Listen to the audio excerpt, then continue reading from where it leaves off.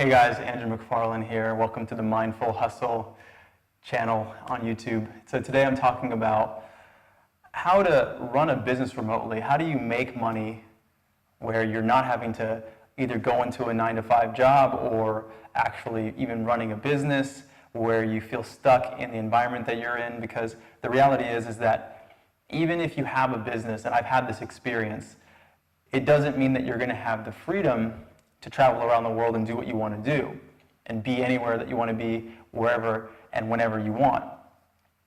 So in this video, I want to talk about some strategies that you can take on to graduate from where you are now if your goal is to eventually run a business remotely or have some sort of career that you can run remotely and make money via the internet and through phone conferencing and other communication mediums.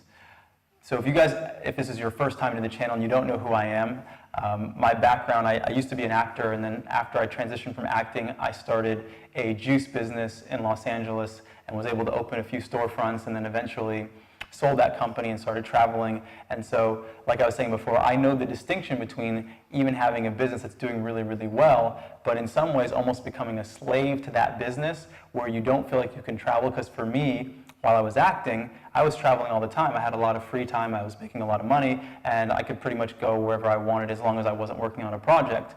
But then when I started this juice business, because it was a physical brick and mortar store and a few stores, I actually felt like I really needed to be present in case something happened, and that didn't really allow me the kind of freedom that I wanted. So ultimately I decided, for many, many reasons, I wanted to exit that business and then take some of the money that I had to start a few more businesses, travel, invest in some things. And so that brings us to here. Now I have 4 different businesses.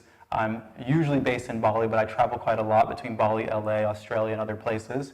And we're able to service clients and have products and services that we serve people all throughout the world. And so I'm going to give you some strategies and some things that you want to think about in terms of, step 1, how do you actually develop yourself to a place where you have that opportunity and freedom to run a business remotely or provide services remotely. So the first thing that you have to be aware of is that, 1, wherever you're going to travel to, obviously if you're going to be remote, you have to have the right and proper means of communication, meaning good internet, good telephone connection. That goes without saying. That's pretty straightforward and that's basic. The next thing is really looking at how do you figure out exactly what you are meant to do, because part of the reason that we have these desires to run businesses remotely is because we want to experience freedom. We want to be happier in whatever our job is, and there's job or businesses, right? And there's layers to that, right? In terms of what is it you're meant to do and what's going to bring you happiness. For some people, on a basic level, just not having to walk into an office every day is going to make them happier. Great. So we can talk about accomplishing that. But on another level, at a certain stage, you're also going to want to make sure that what you're doing is actually inspiring you, is actually fulfilling you, because you might find yourself doing things that you also don't love, but maybe now you're in Thailand or now you're in Jamaica or wherever you are, right? And so first thing is I would recommend is really getting clear on what is it that you really feel called to do that simultaneously is going to offer value to other people. There's a really interesting Japanese word called ikaji, right? I believe it's spelled Ikaji. You can Google this. They've created a diagram, and in this diagram it talks about the cross-section and intersection of really what you're supposed to be doing in the world. And it has these sections that say, what are you good at? What does the world need? What will people pay you for? Right? And so on. And so you start to look at what's the cross-section of all these things, and then you can potentially figure out what is that thing that you're really meant to do in this phase, because ultimately you have to be somewhat of an authority, or you have to be able to at least create enough of an audience for people to be interested in whatever you're sharing, for you to then leverage that audience and turn that into a product or service, or maybe you're becoming a marketing platform. I know a lot of people become influencers on Instagram, and they use that as a way to help them travel, and then they market other brands. But either way, you have to figure out what is going to be your unique approach to building an audience and engaging in an audience so that they're actually gaining value from whatever it is that you're sharing. Generally, that's phase 1.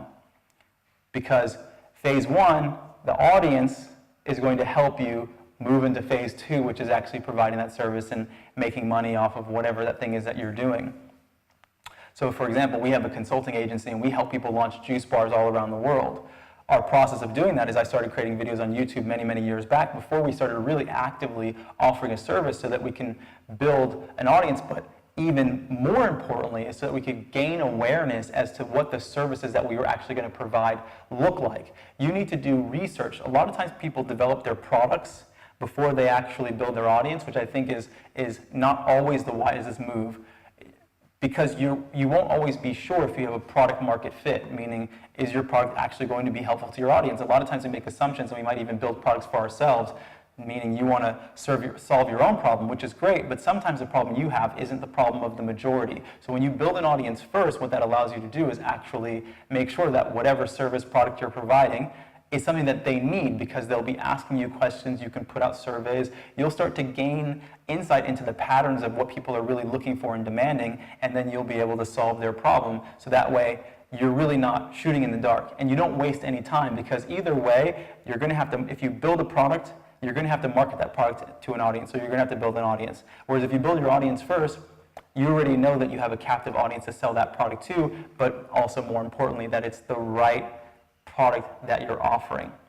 So think about that phase one, and then phase two, really looking at how are you going to grow your service offering. What are your actual goals? Because sometimes people's goals are just to be remote. Great, that's a lot simpler of a goal and easier to accomplish. Some people's goals are to be remote, to have a team that they work with remotely and have flexible hours, and also increase the scale of their business. For us, even though we're running remotely, our businesses are exponentially growing simultaneously, because we don't need to be in a specific location to do that. We just need to have the right people around us. And so we're hiring staff where we are in other places. You got to get clear on the strategies of how to manage these people if that's your aspiration to be a business owner in this way. Maybe you're a service provider, maybe you're someone who's a lawyer and you're going to give legal advice, or you're a therapist, or you've been a high school coach.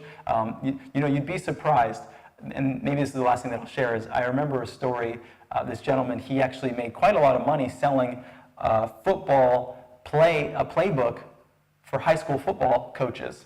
And he was a high school football coach. And most people might not realize that that's something that has value, and I think he made over $1 million in 1 year selling this playbook and probably other services. And so don't underestimate the value of where you are in this moment and probably the skills that you've learned.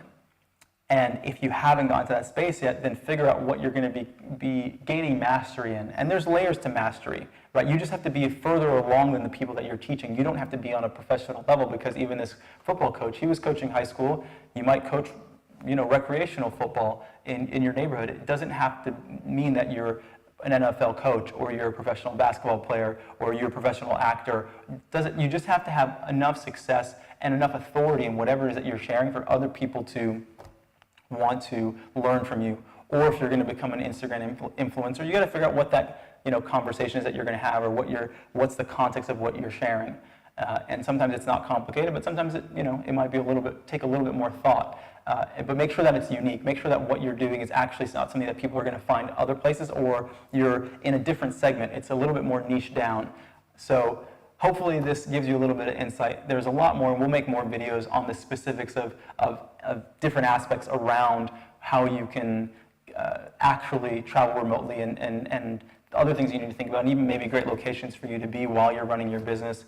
As mentioned, I'm here in Bali. I love Bali, and it's just a really beautiful place to grow a business because of the people that travel through, the access to resources that we have, and the list goes on and on and on. So hope this video has been helpful. If you guys aren't subscribed to the channel, I invite you to subscribe. If you have any questions or comments, put it in the comment box below. If you aren't subscribed to the channel, I invite you to subscribe. And if you like the video, feel free to press the like button, and we will see you guys at the next video. See you soon.